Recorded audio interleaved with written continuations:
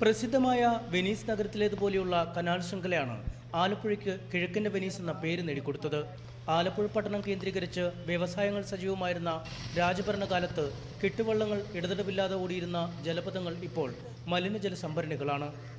മഴക്കാലം എത്തിയിട്ടും ഭാവമാറ്റമില്ലാതെ പോള വളർന്ന പച്ചപ്പരവതാനിയാണ് ഉപരിതലം.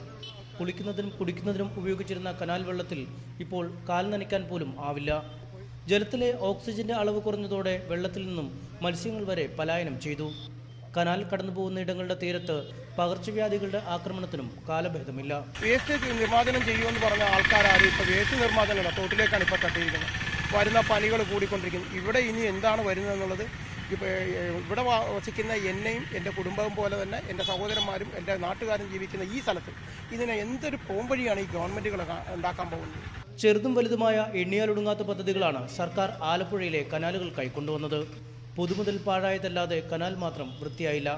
ഒടുവിൽ ഡച്ച് സർക്കാർ സഹായത്തോടെ കനാൽ നവീകരിക്കുമെന്നാണ് ധനമന്ത്രി തോമസ് ഐസക് പറയുന്നത്. കനാൽ നവീകരണത്തിലുള്ള പദ്ധതികൾ ധനമന്ത്രി തോമസ് ഐസക്കിന്റെ മനസ്സിലും കടലാസിലും മാത്രമാണുള്ളത്.